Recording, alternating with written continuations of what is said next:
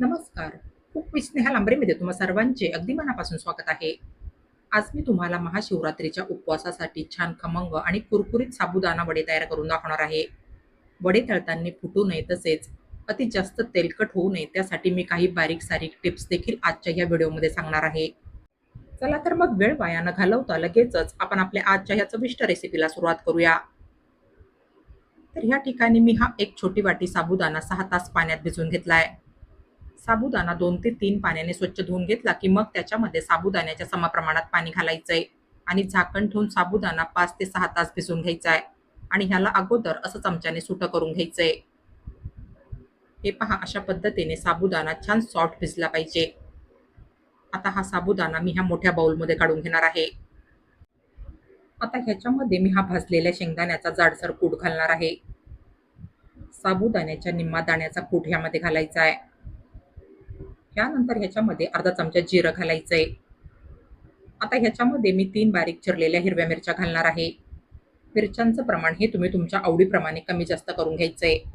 आणि आता ह्यासोबतच अर्धा चमचा मीडियम तिखट असलेलं लाल तिखट मी ह्याच्यामध्ये घालणार आहे. यानंतर आता ह्याच्यामध्ये चवीप्रमाणे अर्धा चमचा मीठ घालायचंय.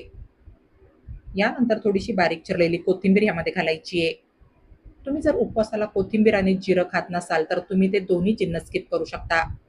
आता ह्याच्यामध्ये मी हा एक उकडलेला बटाटा घालणार आहे.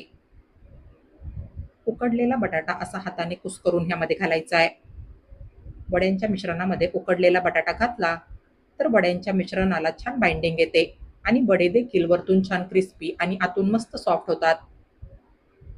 बस तर आता सर्वात शेवटी ह्याच्यामध्ये 2 चमचे लिंबाचा रस घालायचा आहे. लिंबाच्या रसामुळे वडे खाण्यासाठी छान चटपटीत लागतात. सर्वात शेवटी ह्याच्यामध्ये लिंबाचा रस घातला की हे सर्व जिन्नस असे हाताने छान एकजीव करायचे. हे पहा हे मिश्रण असं हाताने चांगल्या प्रकारे मळून घ्यायचंय.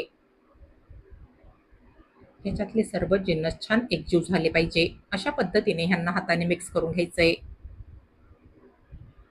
हे पहा इथे आपलं हे साबुदाणा वड्यांचं मिश्रण तयार करून झालंय.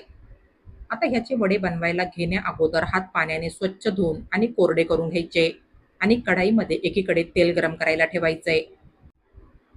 सुरुवातीला हाताला अगदी थोडंसं तेल लावून घ्यायचंय म्हणजे या मिश्रणाचे वडे बनवताना मिश्रण हाताला चिकटणार नाही आणि वडे देखील छान प्लेन बनून तयार होतील.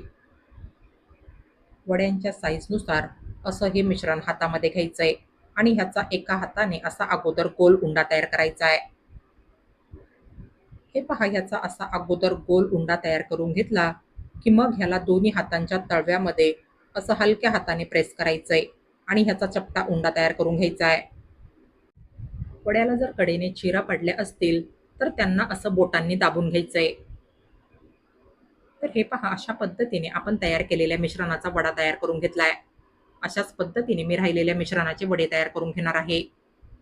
साबुदाणा वड्यांबद्दल बऱ्याच जणांची अशी तक्रार असते की आमचे साबुदाणा वडे तेलात तळताना फुटतात आणि तेलकट होतात. तर तसं काहीही होऊ नये त्यासाठी वडे बनवताना फक्त 2 गोष्टी लक्षात ठेवायच्या आहे. एक तर मिश्रणाचे वडे बनवताना त्यामध्ये पोकळी ठेवायची नाहीये. कारण वड्यांच्या मिश्रणामध्ये जर पोकळी राहिली तर वडे तळताना तेलात फुगून फुटतात. त्यासाठी हे पहा वड्यांना असं हाताच्या तळव्यांवर हलकसं थापायचंय म्हणजे ह्यांच्यात पोकळी शिल्लक राहत नाही. आणि दुसरं म्हणजे वड्यांना कडेने चिरा पडू द्यायच्या नाहीये. वडे बनवताना जर वड्यांना चिरा पडल्या तर त्यांना बोटांच्या साहाय्याने चिटकून घ्यायचंय. कारण वड्यांना जर कडेने चिरा पडल्या आणि त्यांना जर तुम्ही तसंच तळलं तर ते वडे तळताना त्या चिरांमध्ये तेल शिरतं आणि मग वडे तळून अगदीच तेलकट होतात. तर ह्या 2 टिप्स फॉलो केल्या तर तुमचे वडे अगदी व्यवस्थित आणि परफेक्ट बनून तयार होतील. वडे तेलात तळताना फुटणार नाही आणि तेलकटही होणार नाही. तर ह्या ठिकाणी मी दाखवल्याप्रमाणे हे काही वडे तयार करून घेतले. सुरुवातीला तेल चांगलं गरम होऊ द्यायचंय आणि मगच एक एक वडा असा तेलामध्ये तळायला सोडायचा आहे. बसतील तेवढेच वडे तेलामध्ये तळायला सोडायचे. वड्यांची पहिली बाजू फुल फ्लेमवर 2 ते 3 मिनिट तळून घ्यायची आणि मगच वड्यांना पलटी करायचंय. सुरुवातीला वडे दोन्ही बाजूने फुल फ्लेमवर 2 ते 3 मिनिट फ्राय करून घ्यायचे. दोन्ही बाजूने वडे हलकेसे फ्राय करून घेतल्यानंतर वड्यांना अधूनमधून उलटसुलट करून तळून घ्यायचंय. हे साबुदाणा वडे सुरुवातीपासून ते शेवटपर्यंत फुल फ्लेमवरच तळायचे. मग ते गॅसची फ्लेम अजिबात लो करायची नाहीये.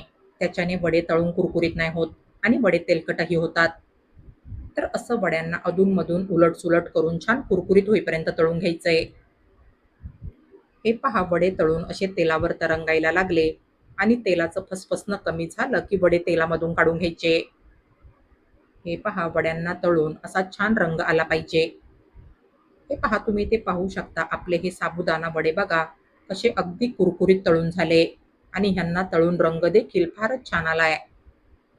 हे पहा वडे तळल्यानंतर अजिबात तेलकट दिसत नाहीये. अतिशय कुरकुरीत, खमंग आणि कमी तेलकट असे आपले हे साबुदाणा वडे ह्या ठिकाणी तयार करून झाले. प्रत्येक सामग्रीचं अचूक प्रमाण घेतलं आणि काही महत्त्वाच्या टिप्स फॉलो केल्या, तर साबुदाणा वडे हे अगदीच परफेक्ट बनून तयार होतात. वडे तेलात तळताना फुटत नाही आणि तेलकटही होत नाही. हे असे कमी तेलकट, खमंग आणि कुरकुरीत साबुदाणा वडे तुम्ही तुमच्या आवडत्या कुठल्याही चटणीसोबत खाण्यासाठी सर्व्ह करू शकता किंवा मग असेच देखील हे वडे खाण्यासाठी छान कुरुम-कुरुम आणि टेस्टी लागतात. तर माझ्या या रेसिपीप्रमाणे तुम्ही असे हे कुरकुरीत आणि कमी तेलकट साबुदाणा वडे एकदा नक्की बनवून बघा आणि तुम्हाला माझी आजची ही रेसिपी आवडली असेल, तर प्लीज माझ्या या रेसिपीला लाईक आणि जास्तीत जास्त शेअर करा आणि अशाच नवनवीन आणि पारंपरिक रेसिपीज बघण्यासाठी माझ्या या चॅनलला सबस्क्राईब करा. चला तर मग भेटूया पुढील रेसिपींमध्ये. तोपर्यंत हेल्दी खा आणि हेल्दी रहा. Take care.